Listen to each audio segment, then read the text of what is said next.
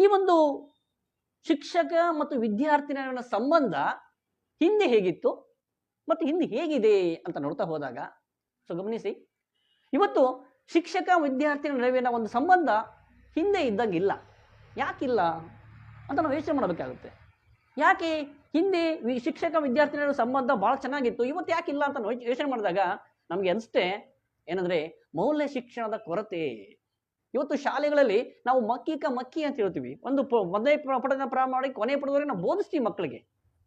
ಆದ್ರೆ ಆ ಒಂದು ಪುಸ್ತಕದಲ್ಲಿರ್ತಂಥ ವಿಷಯಗಳನ್ನು ಮಾತ್ರ ಬೋಧಿಸ್ತೀವಿ ಹೊರತು ಆ ಒಂದು ವಿದ್ಯಾರ್ಥಿಗಳು ಜೀವನವನ್ನು ಹೇಗೆ ರೂಪಿಸ್ಕೊಳ್ಬೇಕು, ಒಂದು ಜೀವನ ರೂಪಿಸ್ಕೊಳ್ಬೇಕಂದ್ರೆ ಯಾವ ರೀತಿಯ ಒಂದು ಮೌಲ್ಯಗಳನ್ನು ಅಳವಡಿಸ್ಕೊಳ್ಬೇಕು ಅನ್ನೋ ಒಂದು ವಿಷಯವನ್ನು ನಾವು ಇವತ್ತು ಮಕ್ಕಳಿಗೆ ಕಲಿಸ್ತಾ ಇಲ್ಲ ಅನ್ನೋದು ನನ್ನ ಒಂಥರ ವೇದನೆ ಆಗಿದೆ. ಆದರೆ ನಮ್ಮ ಶಾಲೆಯಲ್ಲಿ ಹಾಗೆಲ್ಲ. ನಮ್ಮ ಶಾಲೆಯಲ್ಲಿ ಪ್ರತಿದಿನ ವಿದ್ಯಾರ್ಥಿಗಳಿಗೆ ಒಂದು ಮೌಲ್ಯ ಶಿಕ್ಷಣ ಕೊಡಲಾಗ್ತಾ ಇದೆ. ಪ್ರತಿಯೊಬ್ಬ ಶಿಕ್ಷಕರು ಕೂಡ ತಮ್ಮದೇ ಅಂದರೆ ನಿಜವಾಗ್ಲು ನಾನು ಒಂದು ಶಿಕ್ಷಕ ಆಗಿರೋದಕ್ಕೆ ನನಗೆ ಒಂದು ಬಹಳ ಹೆಮ್ಮೆ ಇದೆ ಅಂತ ನಾನು ಹೇಳ್ಬೋದು. ನಿಜವಾಗ್ಲು ಸಾಕಷ್ಟು ಹುದ್ದೆಗಳಿದ್ದಾವೆ. ಒಂದು ಡಾಕ್ಟ್ರು, ಇಂಜಿನಿಯರು, ಲಾಯರು, ಸಾಕಷ್ಟು ಹುದ್ದೆಗಳಿದ್ದಾವೆ, ಪೊಲೀಸು, ಎಲ್ಲ ಒಂದು ಹುದ್ದೆಗಳಿದ್ದಾವೆ. ನನ್ನ ಪ್ರಕಾರ ಎಲ್ಲ ಒಂದು ಹುದ್ದೆಗಳಲ್ಲಿ ಶ್ರೇಷ್ಠ ಹುದ್ದೆ ಅಂದರೆ ಶಿಕ್ಷಕ ಹುದ್ದೆ ಅಂತ ನಾನು ಅದು ಹೇಳ್ತೀನಿ. ಯಾಕೆ ಅವ್ರು ಯಾರೋ ಕೇಳ್ತಾರೆ, ಮೇಷ್ಟ್ರೆ ನೀವು ಶಿಕ್ಷಕರಾಗಿರೋದಕ್ಕೆ ನಿಮಗೆ ಹೆಮ್ಮೆ ಇದೆಯಾ ಅಂದಾಗ ಅವ್ರು ಶಿಕ್ಷಕ, ಹೌದು ನನಗೆ ಶಿಕ್ಷಕರಿಗೆ ಹೆಮ್ಮೆ ಇದೆ. ಯಾಕೆಂದ್ರೆ ಇವತ್ತು ಅಪರಾಧಗಳು ಸಾಕಷ್ಟು ಗಲಭೆಗಳು ಹೆಚ್ಚದಂತೆ ಯಾರಿಗೆ ಹೆಚ್ಚು ಲಾಭ ಅಂತಂದ್ರೆ ಸಂಪಾದನೆ ಯಾರು ಜಾಸ್ತಿ ಆಗಿದ್ರೆ ಒಬ್ಬ ನ್ಯಾಯವಾದಿಗೆ ಸಂಪಾದನೆ ಜಾಸ್ತಿ ಆಗುತ್ತೆ. ರೋಗ ರುಜಿನಗಳು ಅಸೌಖ್ಯತೆ ಹೆಚ್ಚಿದಂತೆ ಒಬ್ಬ ಡಾಕ್ಟರ್ಗಳಿಗೆ, ವೈದ್ಯರಿಗೆ ಸಂಪಾದನೆ ಹೆಚ್ಚಾಗುತ್ತೆ. ಆದರೆ ಒಬ್ಬ ಶಿಕ್ಷಕರಿಗೆ ಸಂಪಾದನೆ ಹೆಚ್ಚಾಗೋದು ಯಾವಾಗಂದ್ರೆ ಆ ಒಂದು ವಿದ್ಯಾದಾನ ಅಂದ್ರೆ ಜ್ಞಾನ, ರಾಷ್ಟ್ರದ ಪ್ರಗತಿ, ವಿದ್ಯಾರ್ಥಿಗಳ ಒಂದು ಮುನ್ನಡೆ. ವಿದ್ಯಾರ್ಥಿಗಳು ಮುನ್ನಡೆ ತಾಯಿಗಳ ಒತ್ತಡ ಆಗಿರ್ಬೋದು, ಅಕ್ಕಪಕ್ಕದವರ ಒತ್ತಡ ಆಗಿರ್ಬೋದು, ಚಿಕ್ಕಪ್ಪ ದೊಡ್ಡಪ್ಪರ ಒತ್ತಡ ಆಗಿರ್ಬೋದು, ಹೀಗೆ ಒತ್ತಡದಿಂದ ಶಾಲೆಗೆ ಬರ್ತಾ ಇದ್ರೆ ಹೊರತು ಅವರಲ್ಲಿ ಯಾವುದೇ ರೀತಿಯ ಗುರಿಗಳಿಲ್ಲ.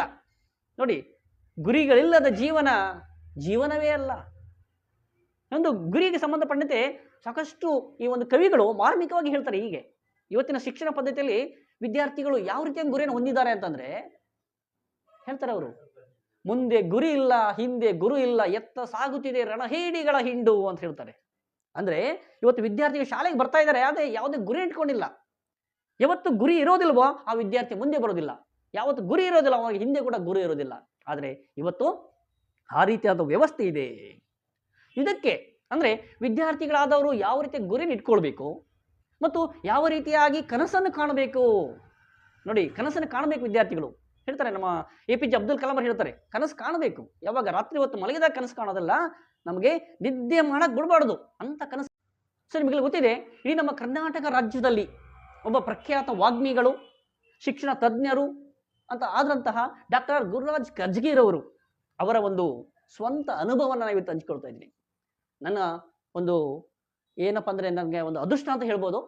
ನಾನು ಒಂದು ಸಾರಿ ಬೆಂಗಳೂರಿನಲ್ಲಿ ಒಂದು ಕಾರ್ಯಕ್ರಮಕ್ಕೆ ಹೋಗಿದ್ದೆ. ಆ ಒಂದು ಕಾರ್ಯಕ್ರಮದಲ್ಲಿ ಡಾಕ್ಟರ್ ಗುರುರಾಜ್ ಕರ್ಜಗಿ ಅವರು ಕೂಡ ಆಹ್ವಾನಿಸಿದರು. ಅವತ್ತು ನಾನು ಮುಖಾಮುಖಿ ಭೇಟಿಯಾದೆ ಗುರುರಾಜ್ ಕರ್ಜಗಿ ಅವರನ್ನ. ಸೊ ಮುಖಾಮುಖಿ ಭೇಟಿಯಾದಾಗ ಗುರುರಾಜ್ ಕರ್ಜಗಿ ಅವರು ತಮ್ಮ ಸ್ವಂತ ಅನುಭವವನ್ನು ಹಂಚ್ಕೊಳ್ತಾ ಇದ್ರು. ಈಗ ನಾನು ಅವರ ಒಂದು ಅನುಭವವನ್ನು ಹಂಚ್ಕೊಳ್ತಾ ಇದ್ದೀನಿ. ಹೇಗಿತ್ತು ಹಿಂದೆ ಶಿಕ್ಷಕ ವಿದ್ಯಾರ್ಥಿಗಳ ಸಂಬಂಧ ಅಂತ ನೋಡಿದಾಗ, ಸೊ ಹಿಂದೆ ಇವರು ಡಾಕ್ಟರ್ ಗುರುರಾಜ್ ಕರ್ಜಗಿರವರು ತಮ್ಮ ಸ್ವಂತ ಅನುಭವ ಹೇಳ್ತಾರೆ. ಅಂದ್ರೆ ಇವರು ಚಿಕ್ಕ ವಯಸ್ಸಿನವರೇ ಆಗಿದ್ದಾಗ ಇವರ ಅಜ್ಜ ಒಂದು ಪ್ರಾಥಮಿಕ ಶಾಲೆಗೆ ಹೆಡ್ ಮಾಸ್ಟರ್ ಆಗಿರ್ತಾರೆ. ಇವರು ಹೆಡ್ ಮಾಸ್ಟರ್ ಆದಾಗ ಎಲ್ಲಿ ಇವರು ಧಾರವಾಡದಲ್ಲಿ ವಾಸ ಮಾಡ್ತಿರ್ತಾರೆ. ಈ ಒಂದು ಧಾರವಾಡದಲ್ಲಿ ಇವರು ವಾಸ ಮಾಡ್ತಿರುವಾಗ ಇವರ ಅಜ್ಜ